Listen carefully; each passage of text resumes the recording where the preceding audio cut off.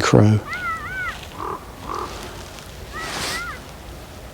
Hi folks, I'm Shamus from Outdoors Inspiration, and this is my German Shepherd, Petra. Get off! Welcome to Outdoors Inspiration Outdoor Essentials. And the producers asked me to cover pegs today, which is kind of handy because I've got a bit of washing that needed hanging out. I'll just go and get my socks. Bear with me a second.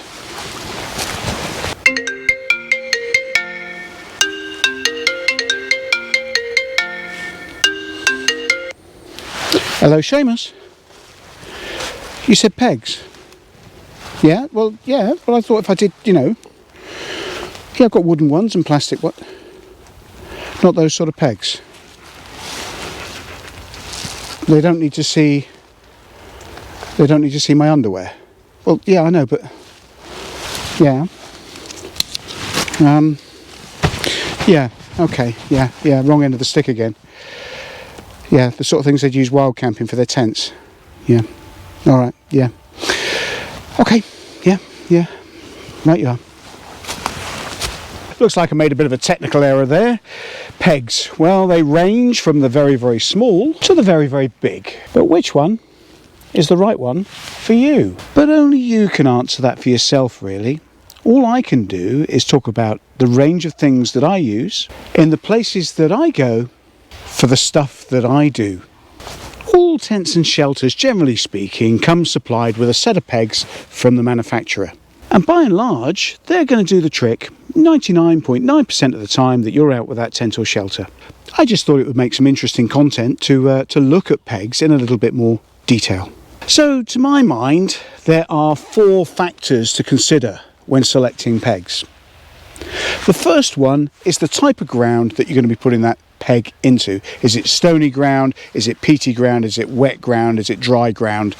Only you can answer that on the day that you're pitching your tent. For ground that holds a lot of stone in it, something with a smaller diameter, a needle type affair that is strong and tough, that can find its way between the gaps in the soil, is probably preferable. For softer ground, let's use sand and snow as an extreme example, pegs that present a greater surface area. And so that's point number 2 to consider, the surface area presented by the peg. And number 3 is the length of the peg. Clearly, if you can drive it into the ground further, it's going to present more resistance to the ground and hold your guy ropes in place. And number 4 is the material that the peg is made from. Clearly, a plastic peg is not going to take the same amount of abuse that a steel peg is going to.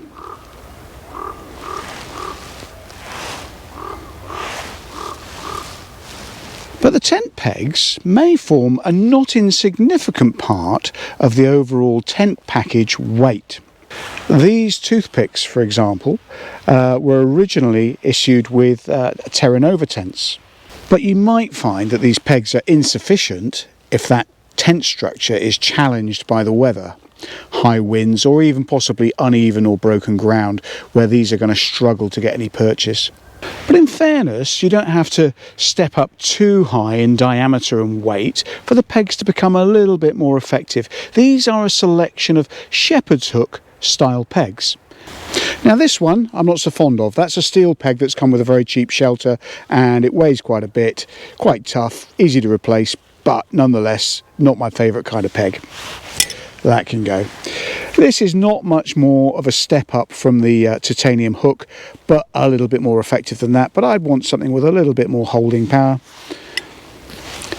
We're into another shepherd's hook here. This one's a more of a traditional sort of shape. Again, not my favourite kind of thing. This probably weighs about 18 grams as opposed to 10 or 11 grams with a more lightweight aluminium peg. And yes, this is the aluminium version, a little bit shorter, and it weighs around the 11 gram mark. So that would be my favoured kind of peg out of those shepherd hooks, probably. In terms of presenting a large surface area to the ground, these plastic pegs are quite effective, injection moulded plastic, but they're quite bulky. I'm not going to be carrying 15 of these in my rucksack, to be perfectly honest with you. So that can go for a moment. And then, of course, there's nails like this beastie here. It's about 25 centimetres long and very, very effective in hard ground. But again, it's not something that I'm likely to carry at about 60 grams each in my rucksack. When it comes to presenting a good surface area to the ground and saving weight and having a strong, rigid peg structure, the V-pegs favour very, very well. This V-peg is made of titanium, so it makes it very strong and very light. I have bent one of these in the past, but I think this was originally made by Vargo. I might be wrong, but I think it's a Vargo V-peg. This one's got holes in it to make it more lightweight, and again, it's titanium. There is an ongoing debate about where a V-peg is placed to be at its strongest in the ground. So having the apex pressing forward this way doesn't present the surface area in the same way as having it facing this way. It would still capture the guy rope. It isn't as structurally strong when being pulled on in this direction, and maybe, just maybe, we might be able to demonstrate that in a moment. And now these are a couple of DAC pegs, both V-pegs, both very, very similar. This one's issued with a Hilleberg tent and this one came with an MSR tent. To my mind, they look extremely similar. Now, a round cross section on a peg, when placed in the ground and with a guy line over it, does have the disadvantage that it may rotate, and if it rotates and pulls, then the guy line can come free. A huge advantage of the V-peg, however, is that once it's in the ground, it's less likely to rotate because it's offering resistance from the V shape under the ground. Now, just working on improving that holding capability in the ground and presenting more area, not being able to rotate, is the Y-beam peg. These are very, very strong and do an excellent job. They will hold in the ground very, very well. Their strength and durability, however, will vary from manufacturer to manufacturer.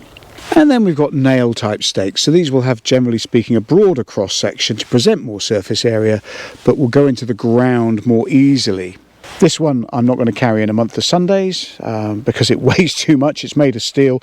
Very, very effective though. I'm sure it holds very, very well. And this one from Big Sky is very, very effective. It's around 20 centimetres long and it weighs in the region, I think, about 11 grams. It's actually hollow and it's a tube. So it's a tube stake.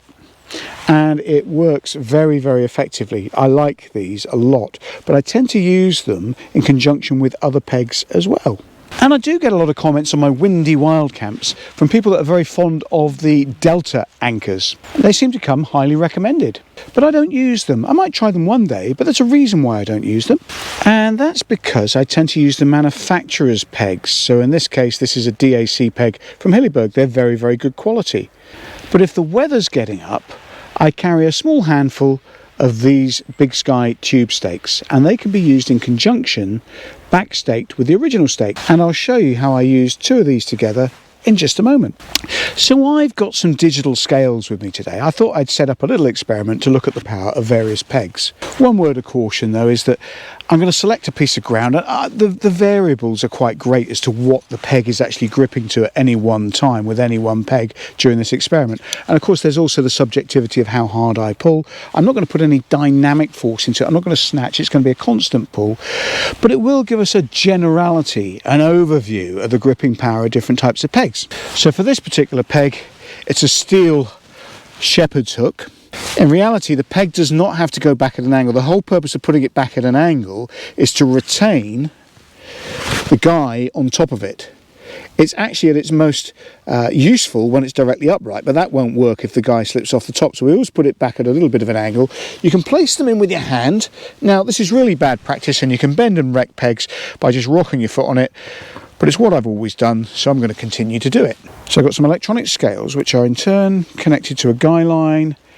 The guy line is actually Dyneema, so it has no stretch in it, and we've got the camera at the other end looking down at the peg. So hopefully if I get this set up right, you'll be able to see the amount of pressure that's been exerted in terms of kilograms and the moment that the peg moves. This is quite tough ground here and very stony, so let's see what the outcomes are.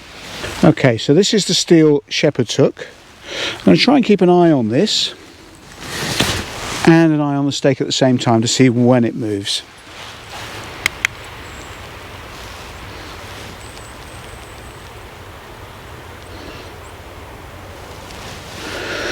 Here we go. And it's moving.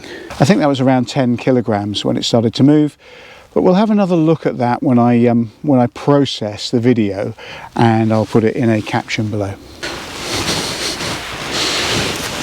Now, I'm going to try and find an area that hasn't been disturbed by the previous peg, so I'm going to just go to one side. And we'll put in a V peg now. Trying to get the angle in at the same angle as the previous peg, but as I said, this is generalities, not absolutes. Let's see how we get on with this one. Okay, DAC V peg.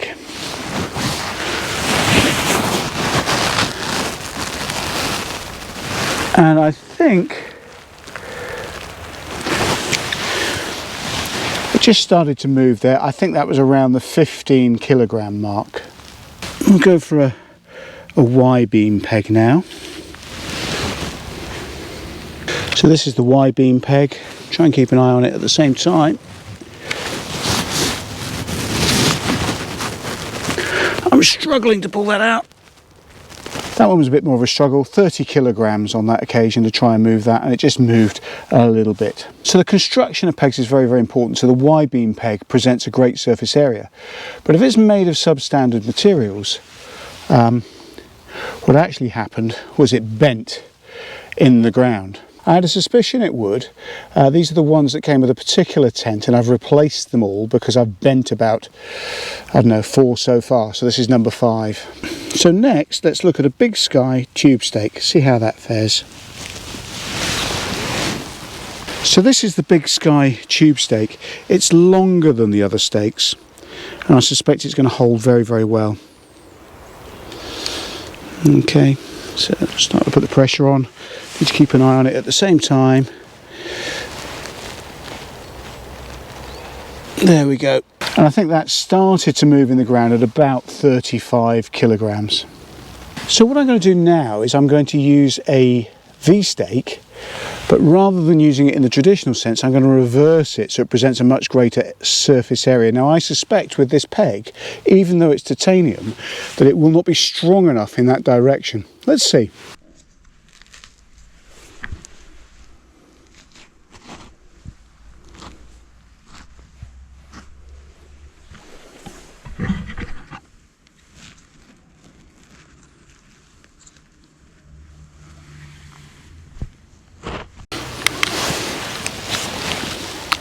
So this is now the reversed V-peg, and it's a broad section titanium V-peg.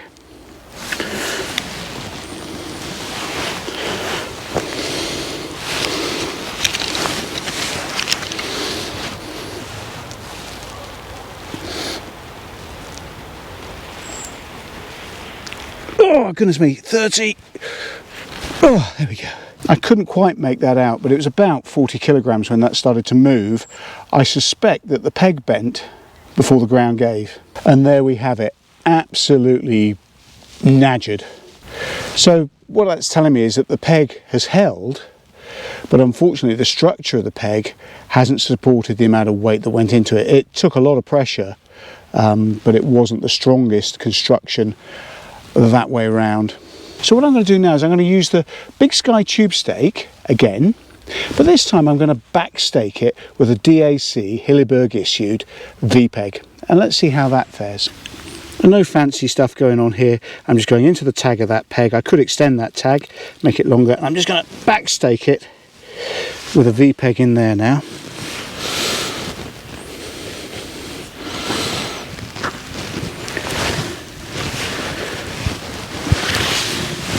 And that's going to aid me in a couple of ways. Not only is it giving me rigid support here, but it's also maintaining the tag so that the guy stays on the peg. There's no way that this guy can lift off unless that tag breaks. I'm going to try and keep an eye on the whole kit and caboodle and see what the weight is.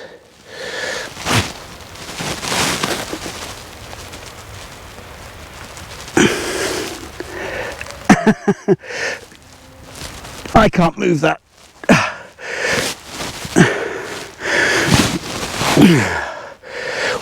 Oh dear.